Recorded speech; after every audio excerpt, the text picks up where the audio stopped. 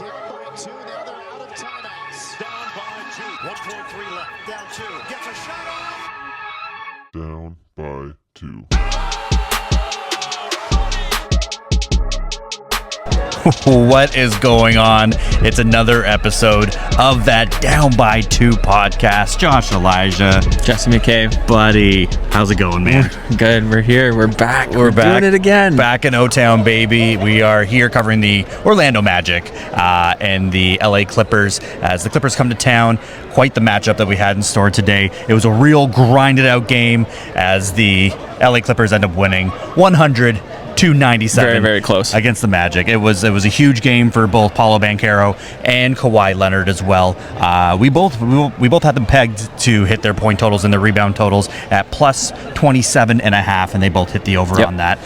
Just a real grinded out game though for both of these squads that are pretty much similar in the rankings when it comes to Eastern Conference and respectively the Western Conference as well. Yeah, and I would say like roster makeup as well. Very, very similar type of team. Mm-hmm.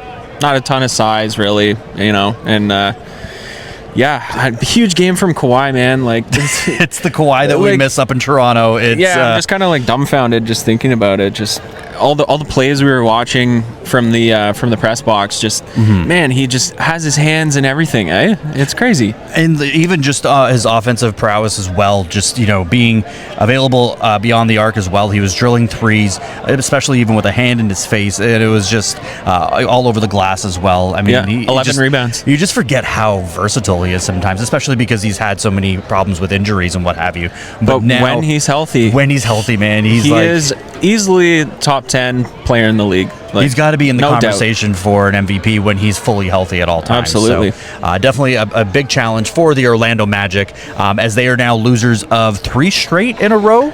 Yeah. 3 in a row, and it's all at the hands of Western Conference teams. So it's really been a reality check for the Orlando Magic and where they're at when it comes to actual teams that will be able to give them problems and like actual contenders, especially coming from the West as well, because they took care of the New Orleans Pelicans. That was a great game.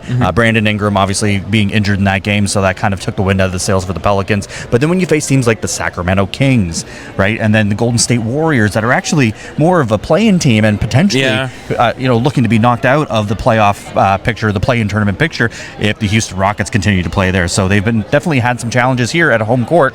And then of course the Clippers coming to town and grinding out another win as they have now won 2 back-to-back on the road. That crazy game against the Clippers or against the 76ers the other day as well. So these are teams that you really want to be. You want to show people that you need to be taken seriously because the Orlando Magic historically they haven't been given as much love. So when these teams come to town, these are the type of games that you want to win, and especially considering your place in the standings, and these teams are in a very similar position, right? And you want to show that you're a cut above these guys. Exactly. And I mean, if they drop any more, I mean, Indiana is right there. And when if Philly can string together some wins as well, Miami's right there too. Don't forget about Miami. You could be looking at a play-in tournament type position there. Yeah. So I mean, it is really tough. I mean, it does get a little bit easier moving forward for the rest of the weekend, as we'll be here doing coverage for the Memphis Grizzlies game tomorrow, and then the Portland Trailblazers also coming to town. Really, you can't write these teams off as automatic dubs, but at the end of the day, you gotta take them seriously when they come in here. Otherwise, you're gonna get caught sleeping, man. But let's talk about the Clippers, though. I mean, like especially with their positioning in the standings right now, and we were talking about this a bit before the game. It looks like if they stick around that 4 seed, they'll likely play a team like the New Orleans Pelicans or the Dallas Mavericks, or maybe even the Phoenix Suns. And how do you see them matching up against some of these teams, especially when they play a little bit of positionless basketball with some of their players? Oh man, they got a great chance against all those teams. Their biggest weakness is size, so those teams don't really pose that much of a threat in that regard, in my opinion. There's some other teams that are quite big that would pose a bit of a problem for these guys. So that's what I'm thinking. I think that their first round is easy peasy for them.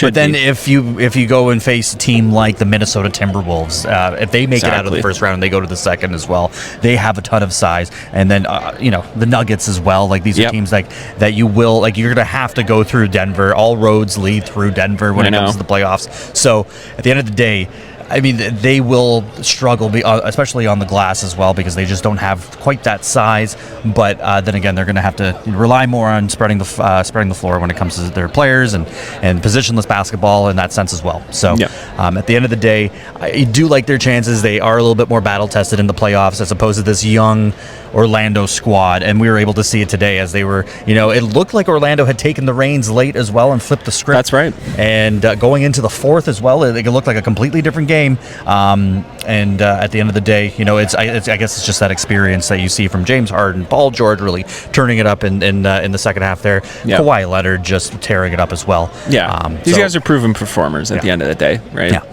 So we had the chance to talk to head coach TYRONN LUE before and after the game as well. Thoughts on TYRONN LUE? Man, what a well-spoken guy. He had amazing answers for everything everyone asked him. He wasn't short with his answers. He went into great detail, and that's something that we can appreciate. No, absolutely. Very well spoken, and you can tell that he's got a great basketball mind. A lot of people, think back to the championship that he won with LeBron and what have you, and it was just sort of like a position that he ended up taking in. But he knows his stuff, and he's got to be one of the best head coaches. Forget about the Western Conference, just in the game that we have right now. And the command that he has over his players and just his overall basketball IQ is great, and it really shows when you're speaking to him. So why don't we kick it over to the pregame presser and the postgame presser after the 197 win for the LA Clippers. Here's head coach TYRONN LUE. Two-time.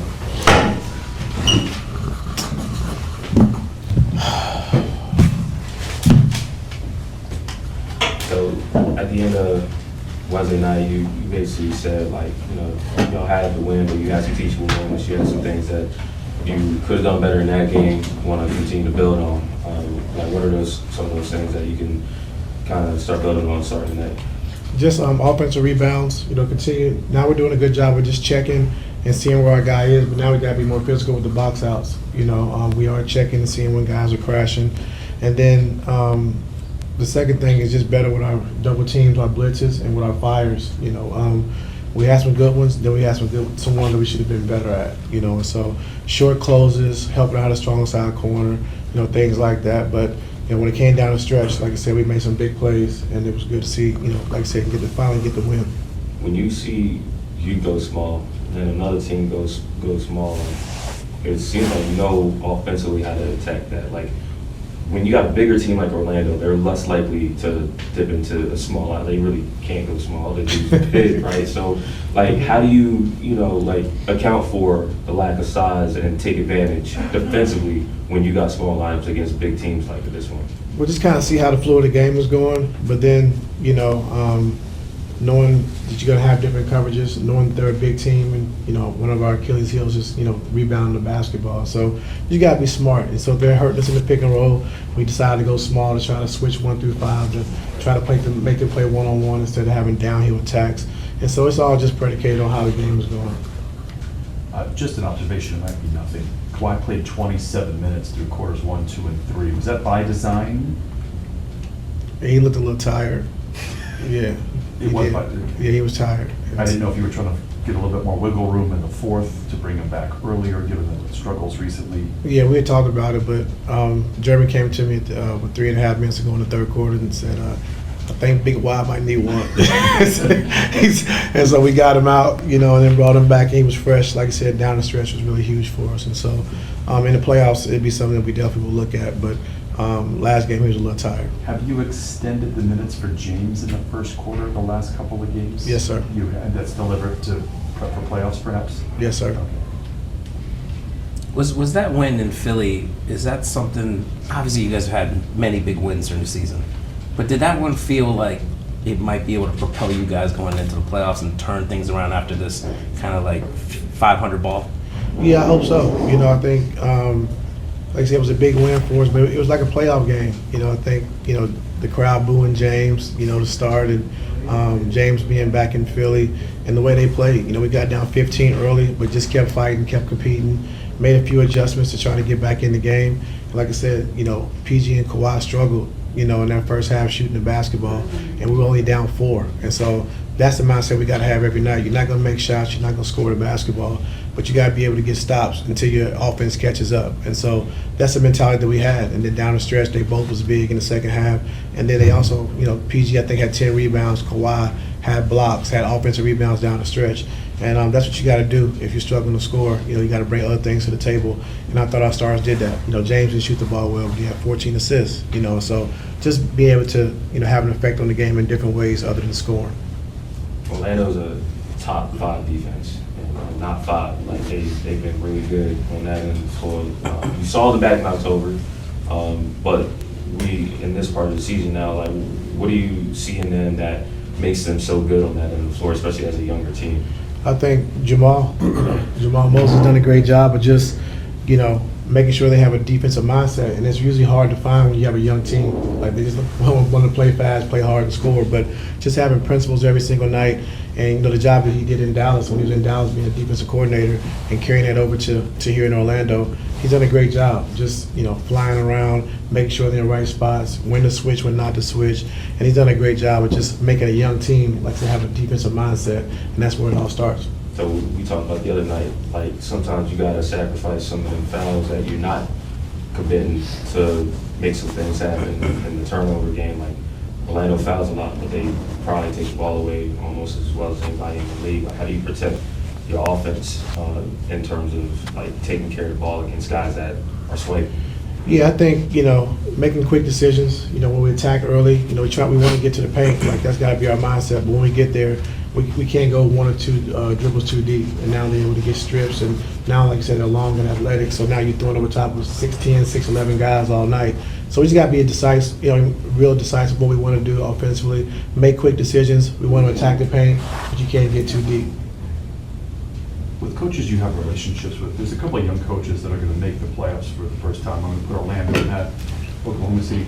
With ones you have a relationship, what advice do you give them as they get toward, or any advice as they get towards the playoffs? It's one thing to talk to them about taking over a team and starting a new season. I would imagine there's a whole bunch of prep that goes into getting into the playoffs and having that kind of mindset going into the playoffs. What do you tell them on their first trip into the playoffs? Or would you tell them? No, I mean, it's 2 different seasons. I think, the regular season, just comes so fast. You're not really able to prepare for every team every night and the way they play. And so when you get a chance to lock into a team for 7 games, you really can, be able to adjust. You got to understand how teams are trying to attack you.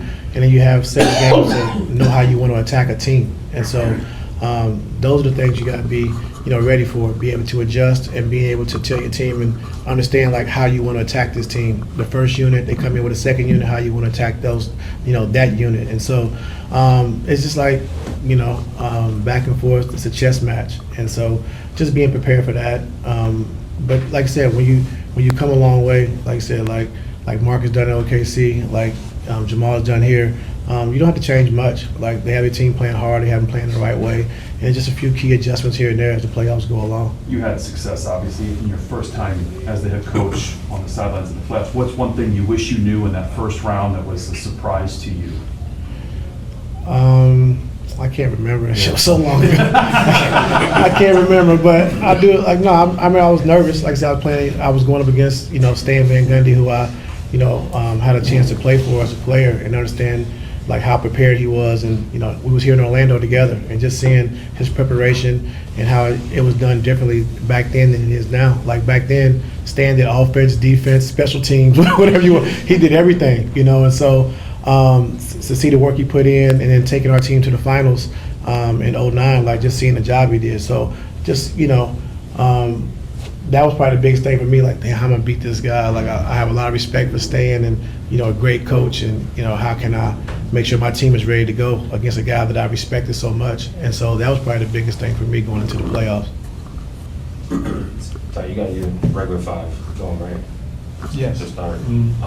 This is going to be Russ's 3rd game back, and so he's gotten a return, he's gotten acclimated and everything. Like, is there more that you want to see from him? Like, is there something that you like target this game where you want to expand what he's doing? No, I think, he's been great. He hasn't played in a month, and trying to get back. Seems a little tired than he is usually is, but we just need his pace. We need his activity, on both sides of the basketball. And when we're getting stops, that's when Russ thrives. That's when he's able to get out in transition, attack, make passes, make plays. And so for us, him, being a good defender, rebound the basketball, and be able to attack early in transition. Coach, what would you say has impressed you the most about the growth of this Magic squad since you've last seen them? It was like game 3 or 4. Yeah. Yeah, game 3 or 4. I think everyone understands their roles, everyone buying into their roles, and understanding who they're going to play through on a nightly basis. And like I said, Jamal's done a great job of just establishing that pecking order if you see the way they play. And they play hard, they compete. And like I said, you're not going to make shots every night, but every night they bring it defensively. Yeah. Thank you.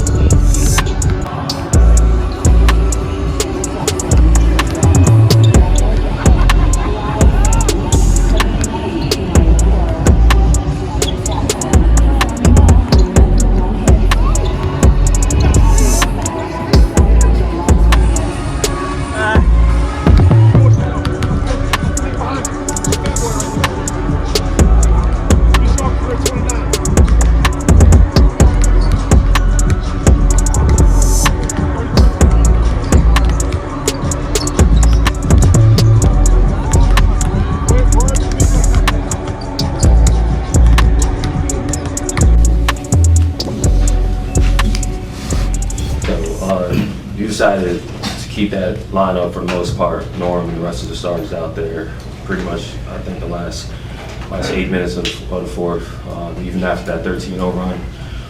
What did you want to see from that group to stick with them, and how did they kind of recover from that? I think, a lot of it, or most of it, I know for sure, was just turning the basketball over. And so we were doing a good job defensively. We were getting stops, but when you're giving up pick sixes where they're getting dunks and layups in transition, you can't recover from that. And so, we do a great job, build 11-point lead, playing good basketball, and then we just get comfortable, and turn the ball over, careless passes. I think we had 3 turnovers in that stretch, a bad shot, and then a bad defensive play, and allowed them to get back in the game. And so, we just can't do that. And turn the ball over 17 times, for a good offensive team like we are, you just can't do it. And so, a lot of those was careless turnovers. I don't think anything they did was really affecting us, but we just got to be better, taking care of the basketball. And but like I said, I love our defense tonight. I thought we did some good things. I thought coming out in the third quarter, making adjustments, switching their pick and roll, kind of slowed down their triggers a little bit and got them a little stagnant. Zoo did a good job with that. And overall, just another tough, gritty win for us, coming down the stretch, keeping our composure, getting down late in the game, but finding a way to win the game. And so that's what you got to do if you want to be a good team. I was going to say, despite the turnovers, you talked about the last game having a playoff feel. This one was like a grinded out physical game. You had to kind of like how you guys answered that challenge, right? Yeah, I did. I thought they brought the physicality out of us, being a top 3 defensive team. Like I said, Mo's has, done a great job with this young team of just making them be a defensive-minded team and then, scoring second. And so we knew it was going to be a grind coming into the game. We got some good looks that we didn't, we normally make, we didn't knock down. But I thought overall, I thought Kawhi was really good. I thought Zoo was really good. And then PG, coming through down the stretch, to help us close the game. And so it's going to be a total team effort, for these last 9 games. But tonight, like I said, I did like our fight. I liked our resiliency and I'm ready to compete, for 48 minutes, and we did that. Hi, Coach. PG didn't find his shooting rhythm until the last 5 minutes. Did you say something to him, or he just make an adjustment by himself? Yeah, just stay with it. We know he can score from a lot of different positions, a lot of different spots, and he's made big shots for us time and time again. Even when he's struggling to score the basketball early, late in the games, he's done a great job of bringing us home, a lot of times. And so, he was huge for us down the stretch. Got a couple stops, couple rebounds, and he made some big shots as well. Coach, at this point of the season, what's the biggest area of improvement that you need from the team right now to Well, I like our defense. As of late, it's been a lot better. Transition defense has been really good outside the turnovers. But just offensively, continue to get to the second and third actions is something we got to continue to keep getting better at, because we have great one-on-one players, and so most times on the floor they got a mismatch, but you can't take advantage of that mismatch every single time. And so just getting better with that, but then also understand how our team's going to play. And like tonight was like more of a playoff feel. They're a good defensive team. Some things that we do well they take away, and so we had to play a different style of basketball, and we was able to win the game. Coach, in the last 11 games, you guys are 5-6, but you guys are 0-5 at home and 5-1 on the road. So their playoffs are right to the corner, probably 2 more weeks to start the playoffs. Which area do you think that you guys needs to improve as a team, to be successful in a first-round playoff series? Yeah, I think, like I said earlier, we're getting better defensively. I think we're understanding what we need to do, switching up coverages, and then paying attention to detail. But getting back in transition, not allowing teams to get easy baskets, make them play against our half-court defense, which is pretty good as well. So just taking care of the basketball is one area we got to clean up, and then rebounding the basketball. Offensive rebounds, we got to be better with that. Can you also talk to us about the confidence in this game, especially? Was a little bit of a rough first half for you guys, and Kawhi Leonard at the second half with a big plays and big shot with 30 seconds to give you guys the lead, I think 98-97. And then Paul George with a big shot that gave you guys the lead 100-97. Talk to us about the confidence on these two players, specifically in the clutch times. Yeah, they brought us home since they've been here, and going down the stretch. We know if we keep the game close, we got 2, 3, 4 guys that can bring us home. And so the other night, like I said, Kawhi, what he did offensively in Philly, and then with the big block, the big stop, and then tonight, PG with the big shots down the stretch, along with Kawhi. And so just being able to affect the game in different ways. Like I said, PG wasn't shooting the ball well, but he made 2 big shots down the stretch. The same thing with Kawhi, in Philly. Made a big block, made a couple of big layups. So just bringing something different to the table every night. Know you're not going to shoot the ball well. That's part of the game. But the other things you can bring to have an effect on the team and have an effect on winning, and they've been doing that for us as of late. Thank you, Coach. All right, you guys, thank you. You have one? Yeah, well, just to kind of go off the defense, holding the Magic to 97 points, what aspect of the defense really stuck out the most to actually keep them under 100? I think the second half, they were maybe 7 for 14 from 3 in the first half, and then only making 3 threes in the second half. So I thought about switching, just making them stagnant, make them play one-on-one, allowed us to keep them at bay. They're really good at getting into the pocket and using that butt dribble to keep you off balance, and now you got a roller, and it makes it tough, and now you pull it in, they skip it to the corner for threes. And so I thought about switching, in the second half really helped us and allowed us to stay home on three-point shooters. No, sounds good. Yeah. And there it is. That's your interview with Coach TYRONN LUE. Again, the Clippers winning 100-97 as they continue on their road trip, and the Magic stay right put as they're still hosting a bunch of Western Conference teams. Getting a little bit easier now, having the Memphis Grizzlies and the Portland Trail Blazers coming to town as well, which will be here for all that coverage as well. But like we said, can't count these teams out. They're especially when you have a lot of players that have been called up. The Memphis Grizzlies have been calling up herds of players from their G League affiliate. So I don't even know who plays for them half the time. 10-day contracts. I think they've had the most rotations when it comes to, or they've played the most amount of players within the season. I think so. This year.